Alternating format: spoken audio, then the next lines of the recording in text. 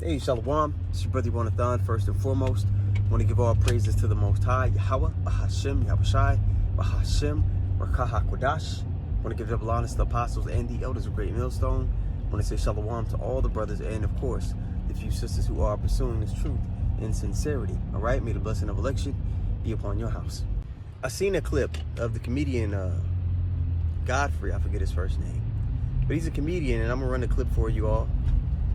And he spoke on the hatred that the other nations have for us. So I'm going to run the clip, and then we'll bring out some precepts to give a spiritual perspective on it. All right? Like the only race of people that they tell us to forget our history. Right. Everybody else, you know, the Japanese will be like, Hiroshima, Nagasaki, we're going to let you know so it doesn't repeat itself. 9/11. 9/11. The Jewish people, Holocaust, don't you forget that shit. Okay, so you all know the JOOs, they're not the bloodline descendants of the people in the scriptures. But they tell us to forget our history, all right? Because if our people were to actually be connected to the fact of who they are and the standard that they're supposed to keep, the other nations' time of ruling would be up. They know that they're, according to prophecy, that they're, to be servants unto us. You got to remember that in all of the nation's history and accounts, when it comes to us, they witness the divine intervention that the Most High did on our behalf. So all the nations know, okay, there's a supernatural power that aids these people. Clearly, this is something that, is above our pay grade. We can't overcome the power that aids them. But we do know that this power that aids them will punish them if they're, walking in a particular way. How can we keep them in this state of punishment so that we don't have to deal with that power that aids them? So you know that you go to Psalms, the 83rd chapter, the nations being confederate against us. You start to realize that, everything in the earth, the philosophy, the ways that are pushed are all set up to keep us separated from our power. The history you learn, everything you learn, and then you're fed and you're groomed to walk in, is so that you can be separated from your power. All right. So the nations, and specifically our main adversary, which is Esau, Edom, the so-called white man.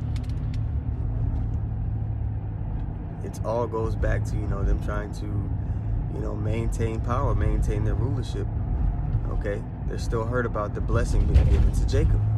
All right, there's only two nations of people that were promised to have worldwide dominion. That was us, all right, the nation of Israel, the so-called Black, Latino, and Native Americans, and the nation of Esau, which would be the so-called white man, like I aforementioned. All right, more on this clip here. Let's continue playing it. It's not going to happen. Right.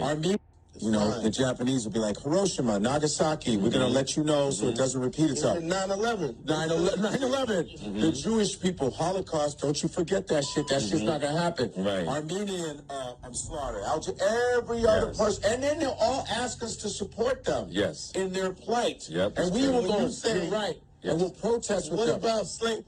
What about slavery? Oh, fuck. Slavery. So true. They just want us to continue to entertain, give them creative ideas so they can steal all of that shit. Yes. We are the only motherfuckers that they tell to forget about our history. The shit is so disgusting. Disgusting. When you go to a doctor's office, what's the first thing they do? They pull out your medical history. Right. I really believe this. We are so deeply hated around the world. They hate us so much. Right, it's so true. And if they're not making money off of, if they're not benefiting sexually, monetarily, culturally, they don't think of us as human beings. And the reason why I say All right, so this is Psalms 83. It says, "Keep not thou silence, O God, hold not thy peace, and be not still." And the Lord is moving in the earth. His voice is out in the earth by way of the prophets, and prophecies are moving. Things are moving towards the finish line. And you can see that if you understand what's written in the things to come. All right, verse 2. "For lo, thine enemies," yes, we have enemies, "make a tumult, a pact, an agreement. And they that hate thee have lifted up the head." And you look up that word lifted, you get nasha'ah, all right? And it means to lift up, to carry, And you read down, it'll say to lift oneself up. So they that hate thee have lifted up the head. All right, saying that they're better than us. So they all come to this agreement. No, you know what? We're better than them. They shouldn't be ruling over us. The Lord shouldn't be dealing with them. I don't want to serve under these people. That's the attitude that they have. All right, verse 2 again from the top. For lo, thine enemies make a tumult, and they that hate thee have lifted up the head. They have taken crafty counsel. And when you look up that word there for crafty, one of the definitions, one of the words that'll come up in the definition is prudent. So they've taken, a deep thought for the future on how to keep us in a lower state. All right, they have taken crafty counsel against thy people and consulted against thy hidden ones. They have said, come and let us cut them off from being a nation. Let's remove them and separate them from their heritage. Remove all trace of it so that they can never, get back to this close relationship with this divine power that aids them. We have to separate them from this power that aids them, because we can't combat that supernatural power that helps them whenever they're in a bind. So the only way we can put a dent in that relationship is if they're separated from their righteous ways. All right. They have said, come and let us cut them off from being a nation, that the name of Israel may be no more in remembrance, that the princes of the power may be no more in remembrance. Verse 5, for they have consulted together with one consent. They're all in agreement.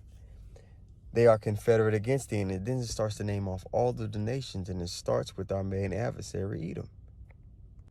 So Godfrey, the comedian I ran in that clip, speaking 100% truth. They do have a perpetual, and I'll get that in Ezekiel 35. They have a perpetual hatred for us. But it's rooted in something bigger than most of our people realize. It's not just because we're talented or we just look better than them or, all these different things.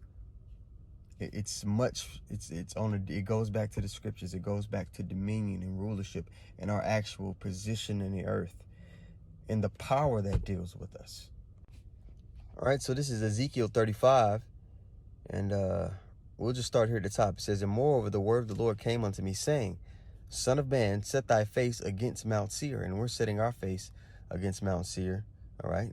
Another term for Edom, a capital city in the nation of Edom. We're setting our face and prophesying against them as well, the same way our forefathers did, letting them know, hey, this is going to be the future of your plans. We know you got your own plans and these things that you want to accomplish, but this is what's actually going to happen. And prophesy against it, and say unto it, thus saith the Lord God, behold, O Mount Seir, I am against thee. That divine power that they're trying to separate us from is against them. And I will stretch out my hand against thee, and I will make thee most desolate. I will lay thy cities waste, and thou shalt be desolate, and thou shalt know that I am the Lord. Verse 5, because thou hast had a perpetual hatred non-stop, and hast shed the blood of the children of Israel by the force of the sword, and we know whose blessing was the sword, all right? And who acts that out today? If you had to look at a people and say, damn, they rule by force of the sword, what people would that be? By the force of the sword, in the time of their calamity, in the time of their iniquity had an end. Therefore, as I live, saith the Lord God, I will prepare thee unto blood, and blood shall pursue thee. Since thou hast not hated blood, even blood shall pursue thee. All right, let's link that up with Numbers 35 and 33. It says, so ye shall not pollute the land wherein ye are, for blood it defileth the land. And this devil has shed the children of Israel's blood all over the earth, but predominantly here in the Americas, which is Babylon the Great. All right, Mystery Babylon. All right, when you see Mystery Babylon in the scriptures, or Babylon the Great, you know it's not talking about ancient Babylon, because whenever it talks about Mystery Babylon being destroyed, it talks about it being destroyed by way of fire. All right, and ancient Babylon was not destroyed in that fashion. All right, Numbers 35 and 33. So you should not pollute the land wherein you are, for blood it defileth the land, and the land cannot be cleansed of the blood that is shed therein, but by the blood of him who shed it. So this is the recompense for all the bloodshedding and killing and murder that they've done. The kingdom is going to be translated from one people unto another. Sirach 10:7, pride is hateful before God and man. And there's a nation of people, when you go to the book of Jeremiah, that's called the most proud. And by both doth one commit iniquity. Iniquity is sin upon sin, so just constantly just doing wickedness. Verse 8, because of unrighteous dealings, right, and this devil has dealt unrighteously with our people. Prime example that we often like to use is look at the Native Americans. Every treaty that they made with the so-called Native Americans, they broke. That's an unrighteous dealing. Injuries, riches got by deceit. The kingdom is translated from one people to another. So they're going to reap what they've sown in the earth. So Abarat Zazad Band, lesson was edifying. Once more, I want to give all praises to the Most High, Yahweh, Bahashim, Yahushai, Bahashim, Rakah HaKodash. I want to give double honors to the apostles and the elders of Great Millstone. And I want to say shalom to all the brothers and, of course, the few sisters who are pursuing this truth in sincerity. All right? May the blessing of election be upon your house. Shalom.